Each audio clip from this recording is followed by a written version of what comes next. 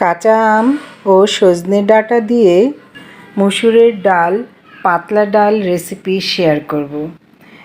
এই ডালটি এতই মজাদার আর সুস্বাদু, না খেলে আপনি বুঝতেই পারবেন না।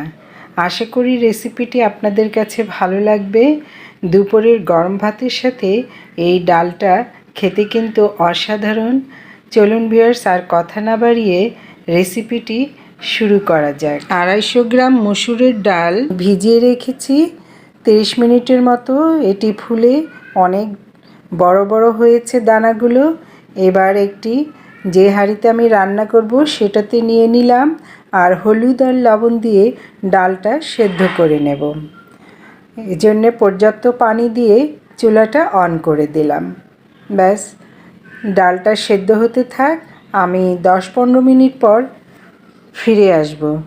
দেখুন বলক চলে এসেছে, ডালটা সেদ্ধ হচ্ছে। আমি নেড়ে দিলাম। আর ডালটা যদি এখনও ভালোভাবে কারো সেদ্ধ না হয় তাহলে ডাল ঘুটনি দিয়ে এটিকে ঘুটে নেবেন। আমি নেড়ে চেড়ে দেখলাম ডালটা সেদ্ধ হয়ে এসেছে।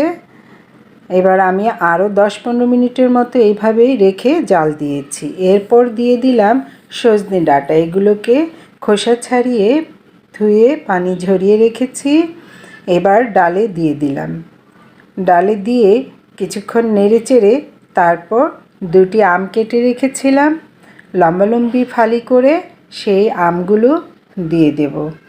সজনে ডাঁটাটা একটু সেদ্ধ হতে টাইম লাগবে, তাই নেড়ে চেড়ে কিছুক্ষণ নরম করে নিয়ে আমি আমগুলো দিয়ে দিলাম। এই আম ডালটা খেতে কিন্তু অসাধারণ। আপনারা একবার ট্রাই করে দেখবেন বাসায়, খুবই মজাদার। এভাবে দিয়ে আমি ঢেকে দিলাম। 5 মিনিট পর ফিরে এলাম। ডাল এবং সজনে ডাঁটা দুটোই সেদ্ধ হয়ে এসেছে। এবার আমি পাশের চুলায় একটি পেঁয়াজের আর রসুনের ফোড়ন দেওয়ার জন্যে ভেজে নিচ্ছি।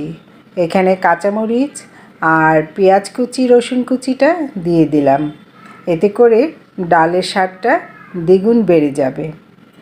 দেখুন আমি পেঁয়াজের রসুনের আর শুকনো মরিচ দিয়ে আর সামান্য 1 চিমটি জিরে, আস্ত জিরে দিয়ে ফোড়ন দিয়ে দিলাম।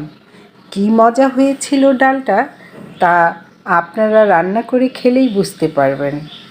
ভিউয়ার্স, ভিডিওটি ভালো লাগলে পেজটি ফলো দিয়ে লাইক কমেন্ট করে দিবেন।